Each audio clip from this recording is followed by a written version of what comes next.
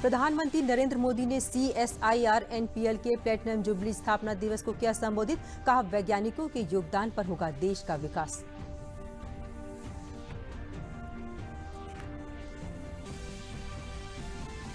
आज सरकार और किसान संगठनों के बीच हुई बैठक के बाद कृषि मंत्री नरेंद्र सिंह तोमर ने कहा कि किसानों का सरकार पर बड़ा भरोसा। अगली बैठक 8 जनवरी को होगी। सकारात्मक परिणाम निकलने की जताई उम्मीद।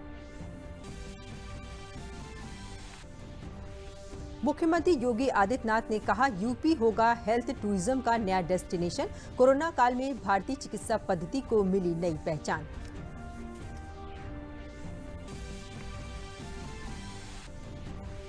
और कोविड-19 वैक्सीन के टीकाकरण की तैयारियां पूरी। अपर मुख्य सचिव स्वास्थ्य ने कहा कि प्रदेश में होगा कल वैक्सीनेशन का ड्राई रन। नमस्कार, मैं हूं दीपाली सिंह। आप समाचार विस्तार से। प्रधानमंत्री नरेंद्र मोदी ने आज CSIR NPL के प्लेटिनम जुबली स्थापना दिवस के अवसर पर राष्ट्रीय माप पद्धति सम्मेलन का उद्घाटन करते हुए कहा कि आज देश के लिए खुशी की बात है कि हमारे वैज्ञानिकों ने दिन रात मेहनत करके कोविड-19 की 2 वैक्सीन तैयार की है। उन्होंने कहा कि अब देश के सामने नए लक्ष्य हैं और नई मंजिलें भी हैं। वैज्ञानिकों को संबोधित करते उन्होंने कहा कि आत्मनिर्भर भारत के संकल्पों को ध्यान में रखकर अब देश को आगे बढ़ना होगा। अगर समय की जिम्मेदारी CSIR की है तो समय को बदलने की भी जिम्मेदारी आपके ही कंधों पर है।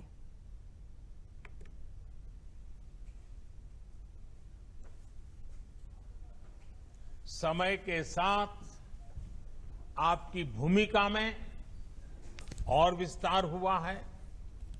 अब देश के सामने नए लक्ष्य हैं, नई मंजिलें भी हैं। देश वर्ष 2022 में अपनी स्वतंत्रता के 75 वर्ष पूरे कर रहा है।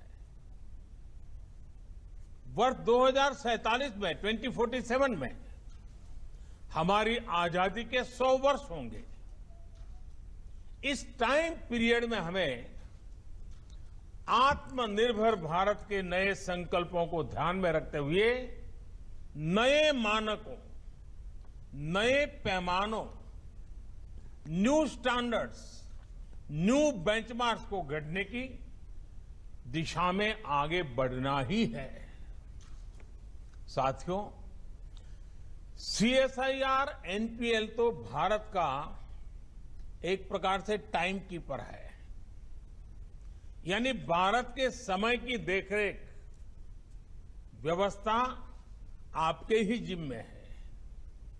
जब समय की जिम्मेदारी आपकी है तो समय का बदलाव भी आपसे ही शुरू होगा। नए समय का, नए भविष्य का निर्माण भी आपसे ही दिशा पाएगा।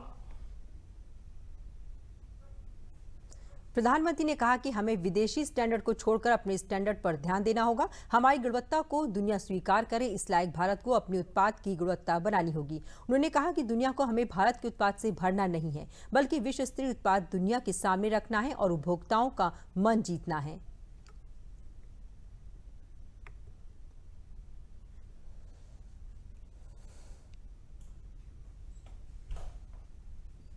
आज जब देश आत्मनिर्भर भारत का अभियान, इसका संकल्प लेकर के आगे बढ़ रहा है, तो हमें याद रखना है कि इसका लक्ष्य क्वांटिटी भी है, लेकिन साथ साथ क्वालिटी भी उतनी ही महत्वपूर्ण है। यानी स्केल भी बढ़े और साथ साथ स्टैंडर्ड भी बढ़े। हमें दुनिया को केवल भारतीय उत्पादों से भरना नहीं है, ढेर नहीं खड़े कर रहे हैं। हमें भारतीय उत्पादों को खरीदने वाले हर एक कस्टमर का दिल भी जीतना है और दुनिया के हर कोने में दिल जीतना है। प्रधानमंत्री नरेंद्र मोदी ने कहा कि भारत दुनिया के उन देशों में शामिल है जिसका अपना नेविगेशन सिस्टम है। उन्होंने कहा कि जो देश विज्ञान में जितना आगे बढ़ा है वही देश आज तरक्की पर है। विज्ञान से ही अच्छी तकनीक मिलती है जिसके सारे उद्योग खड़े होते हैं और उनसे उत्कृष्ट उत्पादन किया जाता है।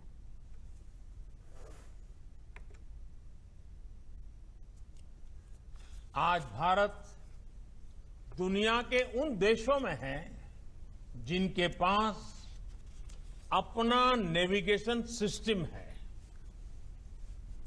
नाविक से भारत ने ये उपलब्धि हासिल करके दिखाई है। आज इसी और एक और कदम बढ़ा है। आज जिस भारतीय निर्देशक द्वारा लोकार्पण किया गया है, ये हमारे उद्योग जगत को क्वालिटी प्रोडक्ट्स बनाने के लिए प्रोत्साहित करेगा। आज भारत दुनिया में पर्यावरण की अगुवाई कर रहा है। उन्होंने कहा कि ऐसे में जो भी उत्पाद बनाने हैं वो पर्यावरण के लिहाज से तैयार करना है। ये उत्पाद एयर क्वालिटी को ध्यान में रखकर बनाया गया है जिससे हम पर्यावरण भी बचा सकें और दुनिया में अपने उत्पाद को भी बेच सकें।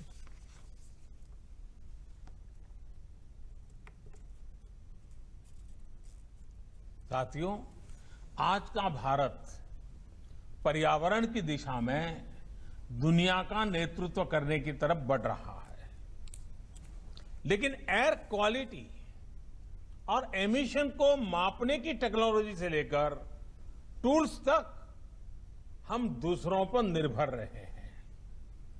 आज इसमें भी आत्मनिर्भरता के लिए हमने एक बड़ा कदम उठाया है। इससे भारत में प्रदूषण से निपटने के लिए ज्यादा सस्ते और प्रभावी सिस्टम तो विकसित ही होंगे, साथ में एयर क्वालिटी और एमिशन से जुड़ी टेक्नोलॉजी के ग्लोबल मार्केट में भी भारत की हिस्सेदारी बढ़ जाएगी। हमारे वैज्ञानिकों के ही सतत प्रयासों से भारत आज ये उपलब्धि हासिल कर रहा है। सरकार और किसान संगठनों के बीच हुई बैठक के बाद कृषि मंत्री नरेंद्र सिंह तोमर ने बताया कि किसानों का सरकार पर भरोसा बढ़ा है। अब अगली बैठक 8 तारीख को दिन में 2 बजे होगी। उन्होंने इसमें काफी कुछ सकारात्मक परिणाम निकलने की उम्मीद जताई है। उन्होंने कहा कि देश भर के किसानों के हित को ध्यान में रखते हुए ही कानून बनाया गया है। जो भी इसमें बदलाव होंगे देश भर के किसानों के हित को ध्यान में रखते हुए किए जाएंगे। हम लोग चाहते थे कि यूनियन क्लॉज वाइज चर्चा करें जिससे कि उसमें से रास्ता निकालने में आगे बढ़ सके। इसी पर बात चलती रही। थोड़ा बहुत बात एमएसपी पर भी हुई, लेकिन आज हम कोई निर्णय तक नहीं पहुंच सके और इसलिए यूनियन और सरकार दोनों ने मिलकर तय किया कि 8 तारीख को पुनः 2 बजे बैठेंगे और इस चर्चा को आगे बढ़ेंगे। चर्चा में स्वाभाविक रूप से माहौल अच्छा था, लेकिन एक्ट रिपील पर अड़े रहने के कारण कोई रास्ता बन नहीं पाया।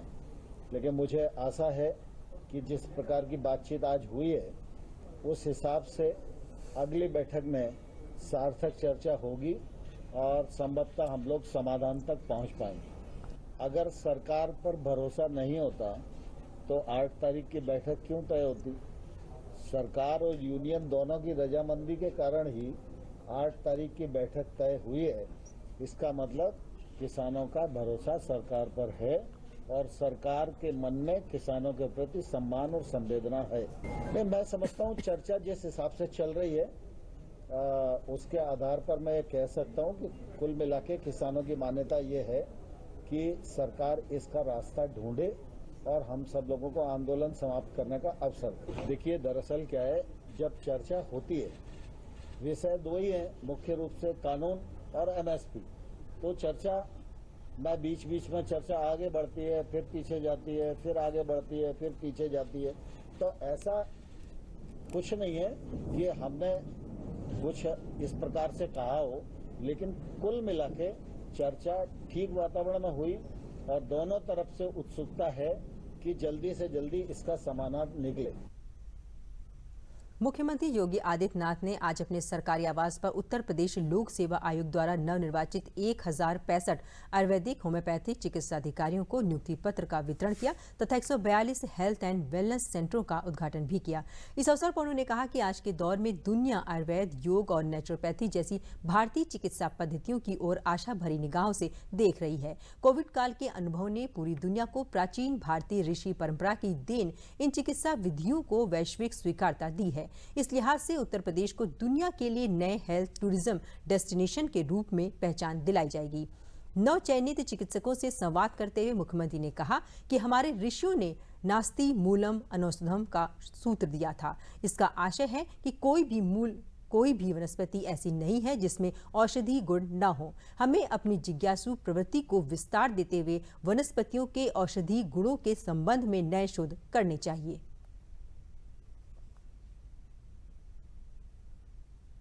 हम अपने आयुर्वेद और इस आयुष मिशन की कीमत को समझें और मैं धन्यवाद दूंगा प्रधानमंत्री मोदी जी को, जिन्होंने प्रधानमंत्री बनने के बाद आयुष मिशन को एक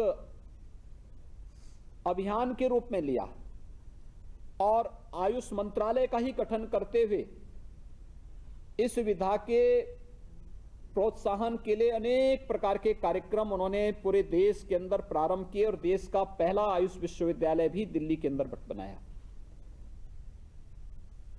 प्रदेश के विभिन्न जिलों में स्थापित 142 योग और वेलनेस सेंटरों का शुभारंभ करते हुए मुख्यमंत्री ने कहा कि ये सेंटर हेल्थ टूरिज्म में महत्वपूर्ण भूमिका निभा सकते हैं। अभी भले ही ये योग प्रशिक्षण दे रहे हों, किंतु निकट भविष्य में यहाँ शस्त्र कर्म जैसी विधियों का प्रशिक्षण भी दिया जाना चाहिए। सीएम योगी ने कहा कि प्रधानमंत्री नरेंद्र मोदी के सतत प्रयासों से योग को वैश्विक स्वीकारता मिली है। ये परंपरागत चिकित्सा पद्धतियों के बारे में और इसके विशेषज्ञों की एक सूची उत्तर प्रदेश के अंदर और देश के अंदर बनाना, जो उत्तर प्रदेश के अंदर मौजूद हैं, चाहे वह सरकारी क्षेत्र में हो, निजी क्षेत्र में हो, उनकी सेवाओं को लेना और उनकी सेवाओं को एक पोर्टल के माध्यम से प्रदेश के अंदर हर एक जगह उनके लिए फ्री की सुविधा उपलब्ध, यानी फ्री कंसल्टेशन, इसमें टेली कंसल्टेशन की सुविधा आयुष मिशन के साथ माध्यम से हम उनको दे सकें, यह तो जोड़ना ही, साथ साथ देश के अंदर भी बहुत सारी जगह बहुत अच्छे विशेषज्ञ हैं,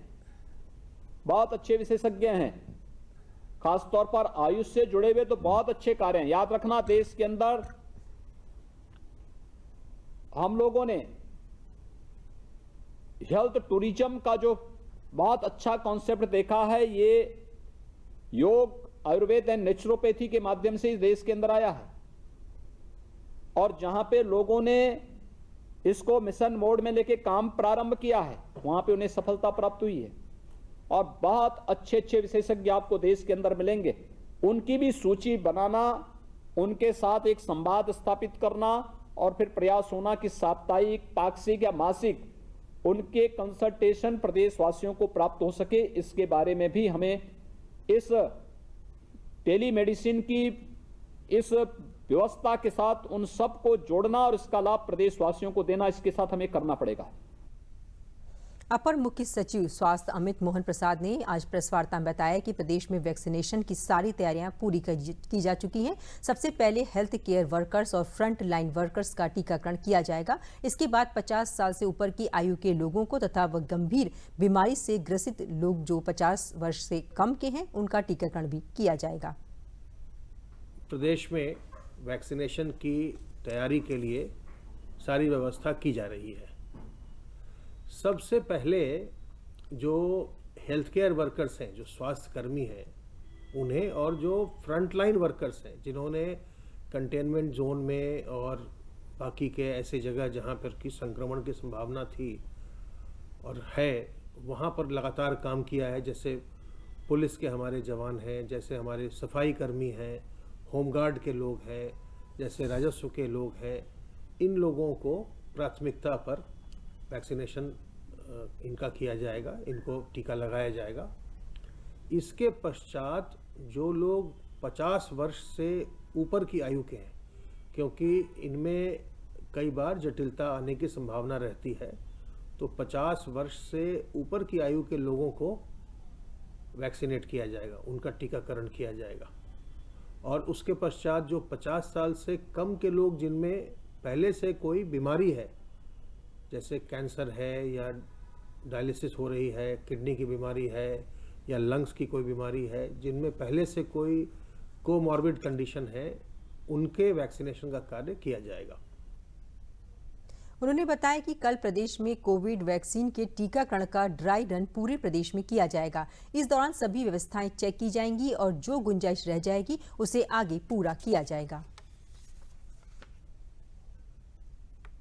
कल पूरे प्रदेश में एक ड्राई रन किया जा रहा है। प्रदेश के सभी 75 जिलों में पूर्वाभ्यास होगा और हर जिले में 6 स्थान पर, 3 शहरी केंद्रों पर और 3 ग्रामीण केंद्रों पर कल पूर्वाभ्यास किया जा रहा है, जिसमें कि जो वैक्सीनेशन की टीमें हैं वो वास्तव में स्थल पर जाएंगी और AEFI हम कहते हैं, जो कभी कभी किसी को दर्द होने लगता है या हल्का फुल्का बुखार आ जाता है टीकाकरण के बाद, तो उसके लिए भी दवाइयाँ वहाँ पर केंद्र पर रहती हैं ताकि तत्काल उसका भी समाधान किया जा सके। वो सारी दवाइयाँ लेकर के, जिस सिरिंज वगैरह से जिससे टीकाकरण किया जाना है, सारा जो सामान है, सारी सामग्री लेकर के कल हमारी टीमें जाएंगी और पूरे प्रदेश में ड्राई रन करके देखा जाएगा कि हमारी व्यवस्था बिल्कुल माकूल है, बिल्कुल चुस्त दुरुस्त हो चुकी है कि और किसी सुधार की गुंजाइश है।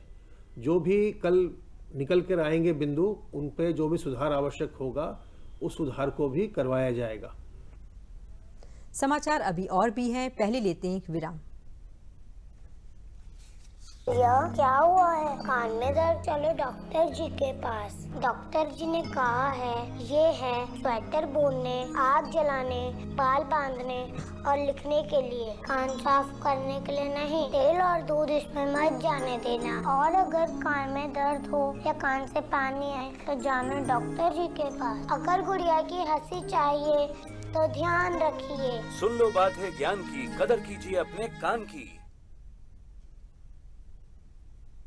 विराम के बाद समाचारों में आपका एक बार फिर से स्वागत है। कांग्रेस की कार्यकारी अध्यक्ष सोनिया गांधी के दामाद रॉबर्ट वाड्रा पर आयकर ने अपना शिकंजा कसा है। रॉबर्ट वाड्रा से उनकी कंपनी से जुड़े कुछ बेनामी संपत्तियों से जुड़े मसले पर बयान दर्ज कराया गया है। ये पूछताछ रॉबर्ट वाड्रा के आवास पर हुई। नई शिक्षा नीति के तहत बच्चों को आंगनबाड़ी केंद्रों में शिक्षा देने संबंधी प्रशिक्षण कार्यक्रम का शुभारंभ करने राज्य की राज्यपाल आनंदीबेन पटेल वाराणसी पहुंची। आज से शुरू हुई 3 दिवसीय प्रशिक्षण कार्यक्रम की शुरुआत BHU के विज्ञान भवन में प्रदेश सरकार में महिला कल्याण, बाल विकास, पुष्टाहार विभाग की मंत्री की उपस्थिति में राज्यपाल ने दीप प्रज्वलित कर किया। इस दौरान राज्यपाल ने आंगनबाड़ियों को संबोधित करते हुए कहा कि देश के भविष्य का आधार आप लोग हैं, क्योंकि काशी शिक्षा की नगरी है और इसी शिक्षा की नगरी से भारत में आई नई शिक्षा नीति की शुरुआत आंगनबाड़ी के केंद्रों से होने जा रही है। 3 दिनों तक चलने वाले इस प्रशिक्षण शिविर में जिले के करीब 350 आंगनबाड़ियों और सुपरवाइजरों को एक साथ प्रशिक्षण किया जाएगा। गुजरात में श्रेष्ठ काम करने वाले DM का भी सम्मान होता था और हर साल होता था। प्रेजेंटेशन करते थे कि क्या काम किया और पूरी टीम बैठती थी। तो DM मतलब जिला का बड़ा मुख्य अधिकारी, उसको 31,000 का अवार्ड मिलता था और हमारी आंगनबाड़ी हेल्पर वर्कर को 51,000 रुपया मिलता था। तो दोनों में से श्रेष्ठ कौन? ये सोच है। तो आज का दिन आपको समर्पण किया है। आगे बढ़ते रहिए। अच्छा, ध्यान से सुनना, सीखना।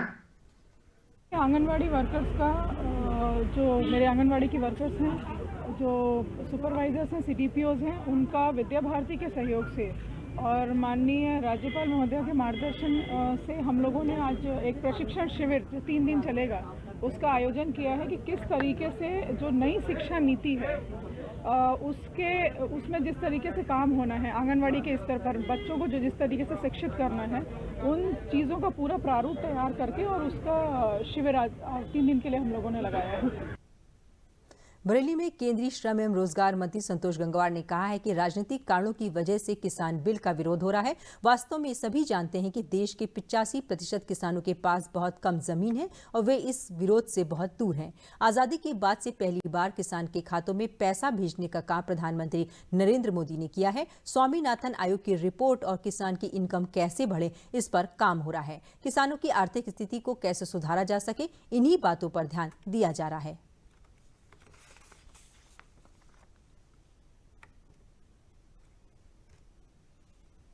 न श्रमिक के कानूनों में बदलाव हो गया है।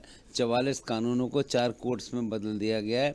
इस समय अंतिम प्रक्रिया में ये कानून चल रहे हैं कि उनमें जो कानून जोड़े जाने हैं, बातें जोड़ी जानी है, उसके हिसाब से लोगों से बात कर रहे हैं। कल भी मैंने दिल्ली में सारे मजदूर संगठनों के प्रतिनिधियों को बुलाया था और उनसे उनके सुझाव मांगे थे। 2 मजदूर संगठनों पर सुझाव देने की तारीख 31 तारीख है और बाकी 2 के ऊपर 5 तारीख है। तो इन 5 तारीख के बाद जो मजदूर संगठन सुझाव देंगे उन पर भी विचार करके 15 तारीख तक तय हो जाएगा और हमें उम्मीद करते हैं कि इस महीने के अंत होते होते इस प्रक्रिया को अंतिम रूप दे दिया जाएगा।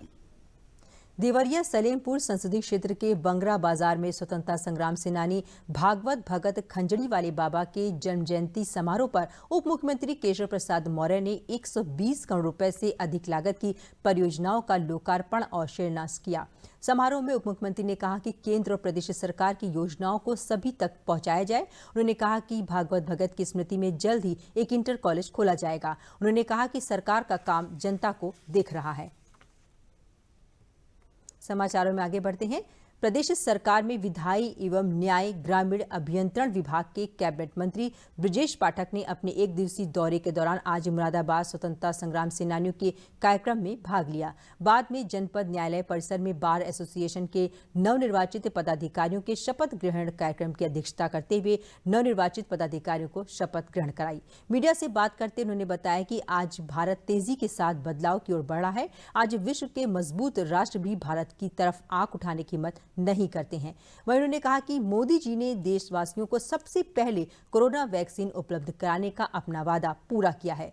मोदी जी ने कहा था कि अगर विश्व में कहीं भी वैक्सीन लगेगी तो अपने देश अपने प्रदेश में सबसे पहले लगेगी। अब जल्द वैक्सीन लगाई जाएगी।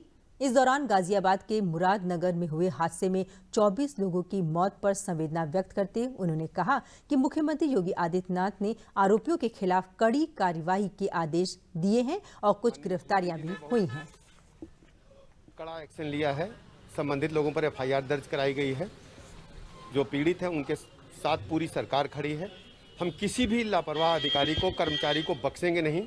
जिन लोगों की लापरवाही से घटना हुई है उन पर हमने आपराधिक मुकदमा दर्ज किया है और जांच के बाद ही मैं कह पाऊंगा कि कौन कौन दोषी हैं। लेकिन प्रथम दृष्टया जो दोषी पाए गए, जो जिम्मेदार अफसर हैं, उनको नामजद किया गया है।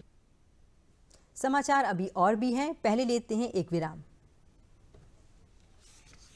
Come on boys, let's go practice। अरे रुक यार, मेरे बैंक अकाउंट में गलत एंट्री का प्रॉब्लम हो गया है। तो बैंक को कंप्लेन करना। बैंक को लिखे 1 महीना हो गया है, बट वो गूगली पे गूगली डाले जा रहा है। तो आरबीआई के बैंकिंग लोकपाल को इन्फॉर्म करो। रुक, मैं समझाता हूँ। जैसे क्रिकेट में 3rd अंपायर, वैसे ही आरबीआई का बैंकिंग ओम्बड्समैन। आरबीआई कहता है अगर बैंक आपकी कंप्लेंट को 1 महीने में नहीं सुलझाता तो आरबीआई के बैंकिंग ओम्बड्समैन में कंप्लेंट करो। यह आरबीआई का आसान तरीका है आपकी कंप्लेंट सुलझाने का, और वो भी फ्री।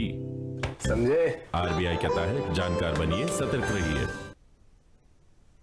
विराम के बाद समाचारों में आपका फिर से स्वागत है। उत्तर प्रदेश में गाजियाबाद के मुरादनगर में कल शमशान घाट में छत गिरने के मामले में 3 लोगों को गिरफ्तार किया गया है और कुल 5 लोगों के खिलाफ मुकदमा दर्ज किया गया है। इनमें मुरादनगर की अधिशासी अधिकारी निहारिका सिंह, जेई चंद्रपाल और सुपरवाइजर आशीष शामिल हैं। कल यहां शमशान घाट की छत गिर जाने से 24 लोगों की मौत हो गई थी और 13 लोग घायल हो गए थे। ये हादसा उस समय हुआ जब शमशान घाट पर अपने परिजनों का अंतिम संस्कार करने बड़ी संख्या में लोग पहुंचे थे। मुख्यमंत्री योगी आदित्यनाथ ने घटना पर दुख व्यक्त किया है और मृतकों के परिजनों को 2-2 लाख रुपए की आर्थिक सहायता देने का ऐलान किया है। मुख्यमंत्री ने मेरठ मंडल के आयुक्त और जोन के पुलिस अपर महानिदेशक को हादसे की जांच करने और विस्तृत रिपोर्ट देने को कहा है।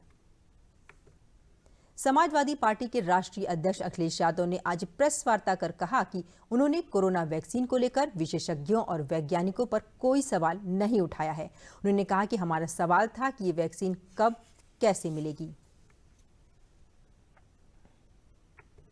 पुलिस और जनता के बीच बेहतर संवाद स्थापित करने के उद्देश्य से कम्युनिटी पुलिसिंग के तहत सोनभद्र जिले के चोपन थाना अंतर्गत नक्सल प्रभावित गांव बेलच के कंपोजिट विद्यालय परिसर में एक जन चौपाल का आयोजन किया गया। जिला मुख्यालय से करीब 40 किलोमीटर दूर अति पिछड़े क्षेत्र में आयोजित इस जन चौपाल में बतौर मुख्य अतिथि वाराणसी जोन के एडीजी ब्रजभूषण ने ग्रामीणों से जनसंवाद स्थापित करते हुए उनकी समस्याओं को भी साझा करते हुए उन्हें कंबल के साथ सिलाई machine, solar lamp, sanitary napkin सहित अन्य जरूरत की चीजें प्रदान की। उन्होंने कहा कि पुलिस जनता की सेवक है, इसलिए कोई भी बात निसंकोच साझा करें जिससे किसी भी प्रकार की समाज विरोधी गतिविधियों को नष्ट किया जा सके।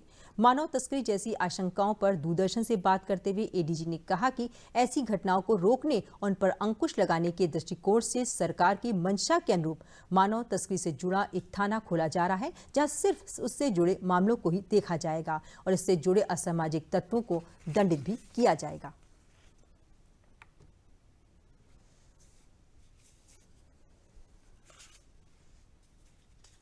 एक फोकस वे में, एक सिस्टमेटिक वे में और काम शुरू होगा।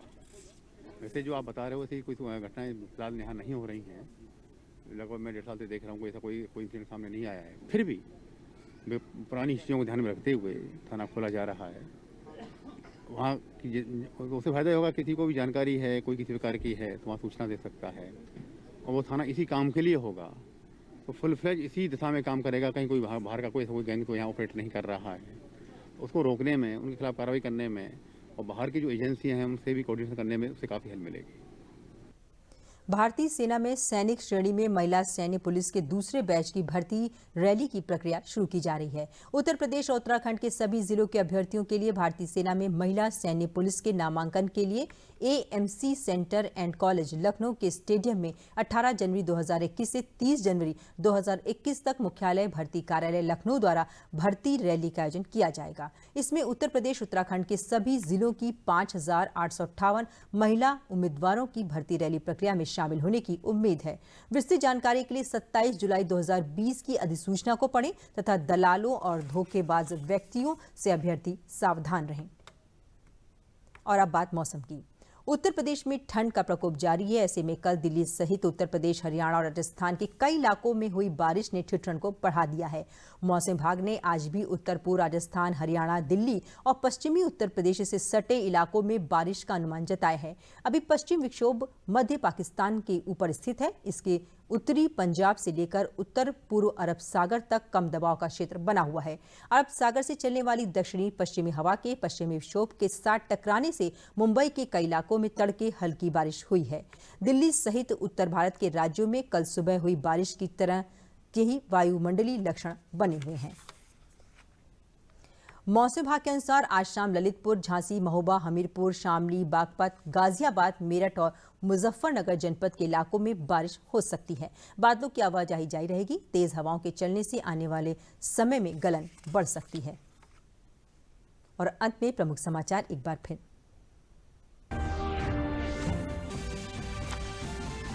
प्रधानमंत्री नरेंद्र मोदी ने CSIR NPL के प्लेटिनम जुबली स्थापना दिवस को किया संबोधित। कहा, वैज्ञानिकों के योगदान पर होगा देश का विकास।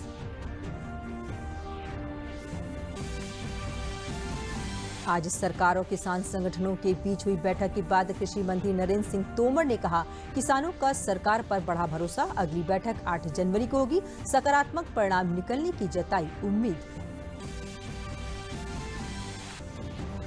मुख्यमंत्री योगी आदित्यनाथ ने कहा, यूपी होगा हेल्थ टूरिज्म का नया डेस्टिनेशन। कोरोना काल में भारतीय चिकित्सा पद्धति को मिली नई पहचान।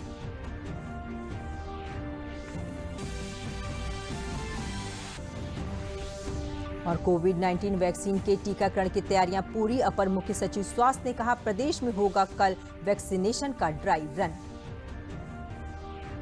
इसी के साथ समाचार समाप्त हुए। नमस्कार।